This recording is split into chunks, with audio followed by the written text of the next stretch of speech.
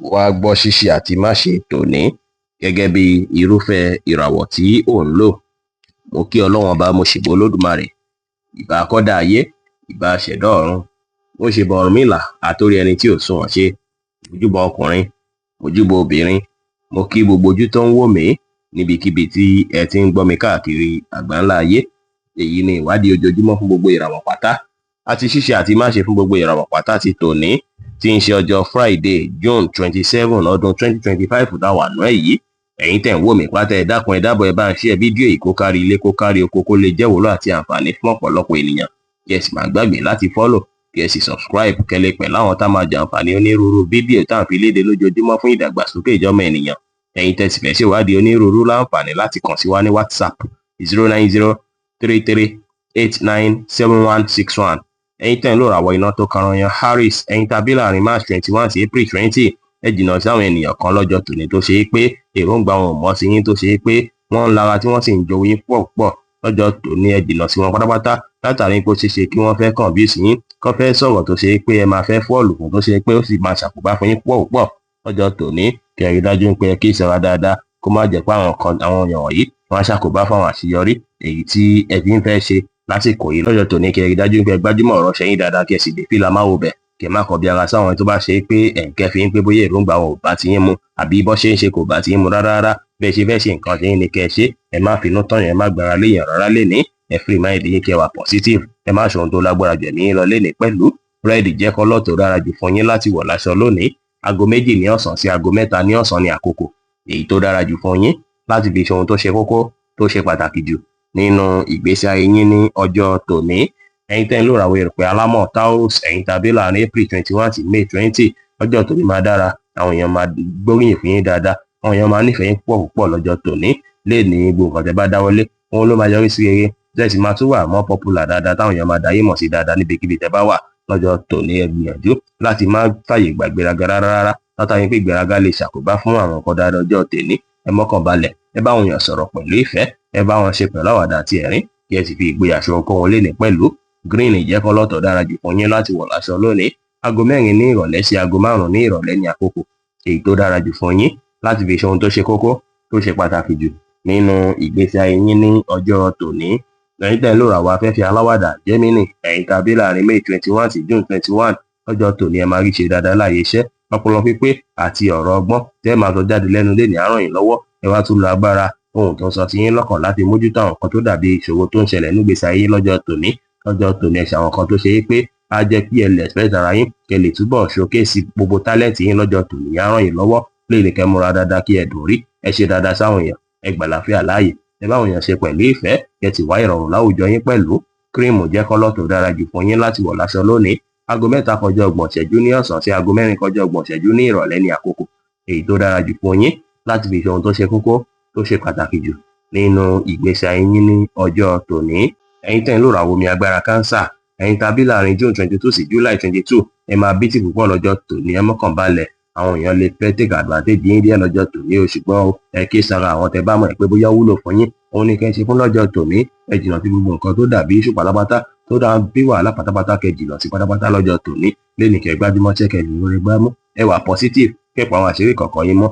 Aago 11 láàárọ̀ sí aago 2 ní ọ̀sán ní àkókò èyí tó dára jù fún yín láti fi ṣe ohun tó ṣe kókó tó ṣe pàtàkì jù nínú ìgbésí ayé yín lónìí, tí kọ́lọ̀ orange sì jẹ́ kọ́lọ̀ èyí tó dára jù fún yín láti wọ̀ láṣọ ní ọjọ́ tòní. Ẹ̀yin tẹ́ ń lò ràwọ̀ iná tó gbóná rere Leo, ẹ̀yin tàbí láàrin July 23 sí August 22, ọjọ́ tòní máa yàtọ̀. Ẹ̀yin gbọ́n àti gbáradì láti rí dájú pé ẹ kojú àwọn kùdìẹ̀kudiẹ tó bá jẹ́ lọ́jọ́ tòní. Lọ́jọ́ tòní ó ṣeéṣe kí ẹ gbọ́rọ̀ ìyá ayọ̀ èyí tá mú kí inú yín dùn, èyí tẹ́ máa fi complain nípa àwọn nǹkan tó dàbí ìfàsẹ́yìn tó ń ṣẹlẹ̀ nígbésí ayé yín látijọ́ mẹ́ta. Ẹ wulẹ̀ dúpẹ́ lọ́wọ́ Ọlọ́run fún ọba àwọn nǹkan dáadáa tó ń ṣẹlẹ̀ lákòókò yìí. Ẹ rẹra yín lẹ̀kẹ́ ṣe dáadáa sáwọn èèyàn, kí ẹ ti dúpẹ́ fọ́lọ́run ọba tó dá yín lọ́jọ́ tòní. Purple jẹ́ kọ́lọ̀ tó dára jù fún yín láti wọ̀ láṣọ lónìí. Aago 4 ní ìrọ̀lẹ́ sí aago 5 ní ìrọ̀lẹ́ ní àkókò èyí tó dára jù fún yín láti fi ṣe ohun tó ṣe kókó tó ṣe pàtàkì jù nínú ìgbésí ayé yín ní ọjọ́ tòní. Ẹ̀yin tẹ́ ń lò ràwọ̀ erùpẹ̀ funfun Virgo, ẹ̀yin tàbí láàrin August 23 sí September 23, ó ṣeéṣe kí móòdù yín dàbí ìgbà pé kí ẹ enjoy ara yín, kí ẹ gbafẹ́, kí ẹ jáde.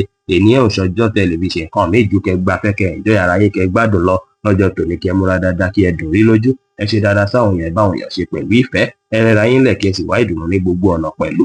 aago 3 ní ọ̀sán sí aago 4 ní ìrọ̀lẹ́ ní àkókò èyí tó dára jù fún yín láti fi ṣe ohun tó ṣe kókó tó ṣe pàtàkì jù nínú ìgbésí ayé yín lónìí tí kọ́lọ̀ orange sì jẹ́ kọ́lọ̀ èyí tó dára jù fún yín láti wọ̀ láṣọ ní ọjọ́ tòní. Ẹ̀yin tẹ́ ń lò àwọ̀ afẹ́fẹ́ má rí mi pín Libra, ẹ̀yin tàbí láàrin September 24 sí October 23 ara yín á yá gágá púpọ̀ lọ́jọ́ tòní, bẹ́ẹ̀ sì ni ó ṣeéṣe kó ṣe ń bí ìgbà pé kí ẹ plan láti fi jáde láti lọ enjoy ara yín láti lọ gbafẹ́. Ọ̀pọ̀ yín lè travel lọ́jọ́ tòní láti lọ relax, bẹ́ẹ̀ sì ni lẹ́ni ó dára kí ẹ bá òyàn sọ̀rọ̀ pẹ̀lú ìfẹ́, ẹ bá òyàn ṣe pẹ̀lú àwàdà àti ẹ̀rín kí ẹ sì fi ìgboyà ṣe ohunkóhun lẹ́ni pẹ̀lú. Aago 3 ní ọ̀sán sí aago 4 ní ọ̀sán ní àkókò èyí tó dára jù fún yín láti fi ṣe ohun tó ṣe kókó tó ṣe pàtàkì jù nínú ìgbésí ayé yín lónìí tí kọ́lọ̀ brown sì jẹ́ kọ́lọ̀ èyí tó dára jù fún yín láti wọ̀ láṣọ ní ọjọ́ tòní.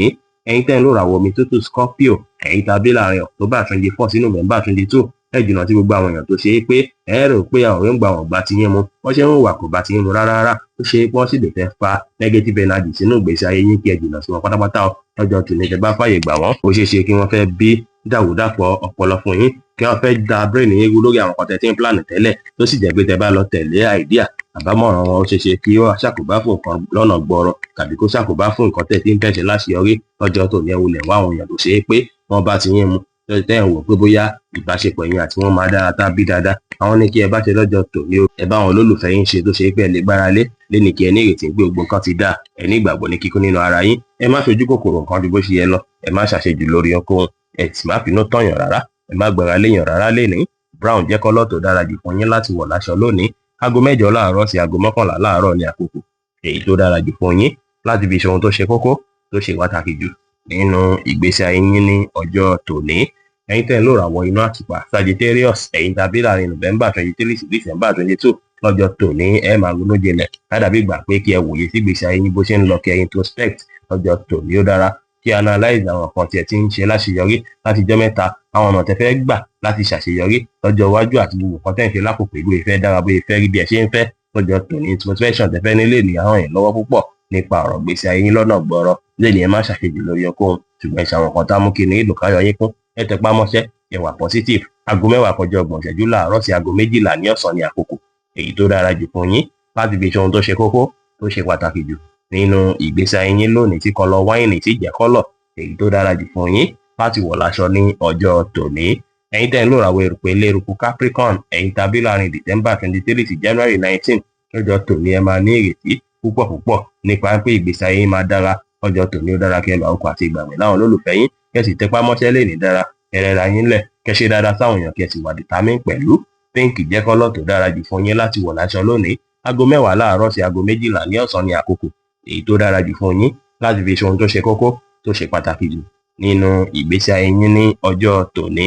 Ẹ̀yin tẹ́ ń lò ràwọ̀ afẹ́fẹ́ oníbínú Aquarius, ẹ̀yin tàbí láàrin January 20 sí February 19 àyíká yín á gbalẹ̀ fún ìrọ̀rùn àti àlàáfíà, bẹ́ẹ̀ sì ni lọ́jọ́ tòní tẹ́ bá ń wá kí ìbáṣepọ̀ àbí ìrẹ́pọ̀ kó wáyé láàrin èèyàn àti mọ̀lẹ́bí èyí dára púpọ̀ láti fi wá lọ́jọ́ tòní kẹ́ lọ àkókò àti ìgbàgbọ́ láwọn mọ̀lẹ́bí àtolólùfẹ́ yín gbogbo kó á lọ bó ṣe yẹ kó lọ, ẹ tẹpá mọ́ṣẹ́, ẹ rẹra yín lẹ̀, ẹ ṣe nǹkan yín létòlétò kẹ́ ṣe dáadáa sáwọn èèyàn lénìí pẹ̀lú.